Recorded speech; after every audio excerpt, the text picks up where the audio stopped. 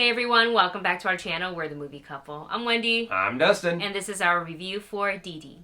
Set in 2008, during the last month of summer before high school begins, an impressionable 13-year-old Taiwanese American boy learns what his family can't teach him: how to skate, how to flirt, and how to love his mom.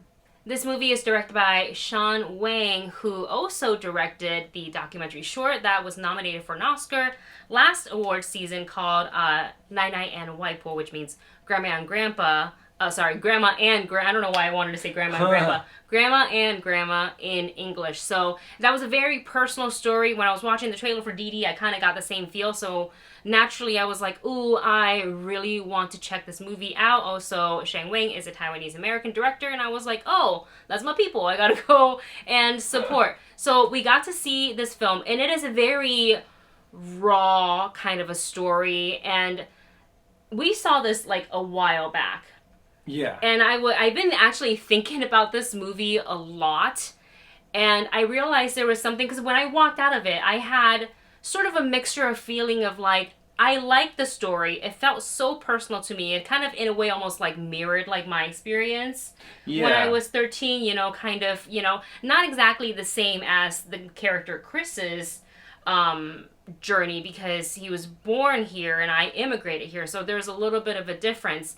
But a lot of that, like, awkward teenage year, The awkwardness in this movie really does stand out. And I think that's something that almost everyone can relate to, is that awkward phase between junior high and high school, where you're still trying to find yourself, you're still trying to, be cool with your friends, and, how to talk to girls. And this movie does kind of cover all of those bases, learning how to love your family, especially the parts of your family that you argue with all of the time, and you just don't really know what to do, and you just feel like a fish out of water. Yeah, and one of the things that, like you said, they touched on was the relationship that our main character Chris, played by Isaac Wang, kind of like his relationship with his family, his sister, his mom, his grandmother, and then like his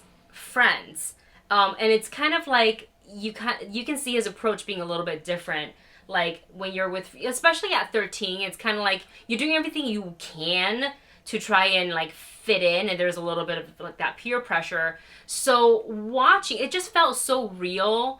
And also because the film was set in 2008, it was like the birth of Facebook, the beginning of YouTube, the beginning of like AOL Messenger. That was like a big thing. AIM, everybody was in the chat rooms, and it really brought me back to kind of like when you're online talking. And I guess that could translate to now too, with social media, with how popular and like, how much we use it.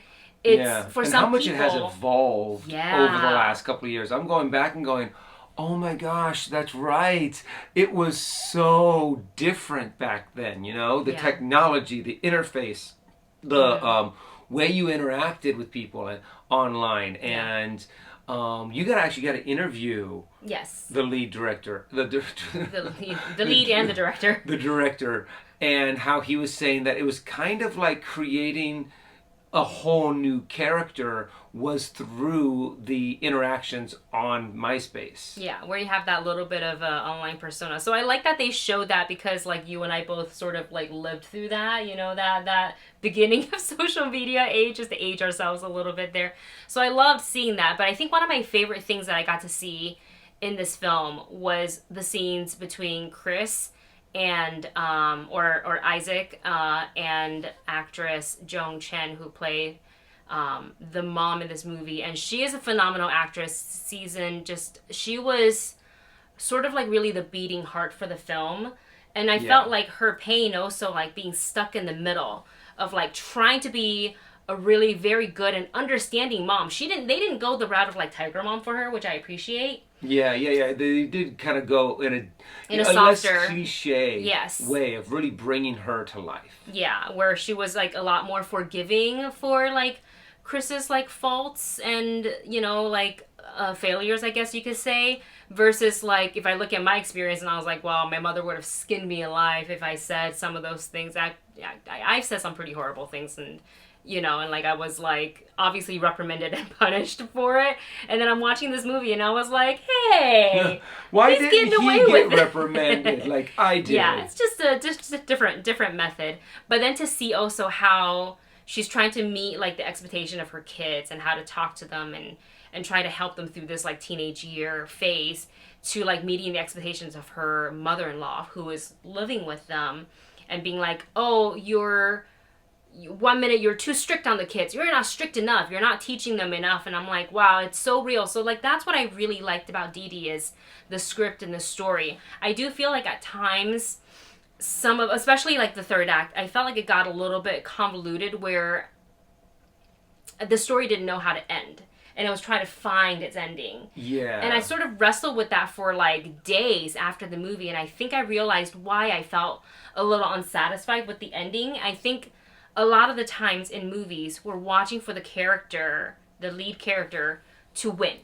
Yeah. You want them to win. Or to have some kind of concluding arc. Yes. But the movie isn't, that's not how the movie is written, and that's not what it's trying to portray. So after thinking about it in that way, I was like, oh, I get it. And I think it made me appreciate the movie a lot more.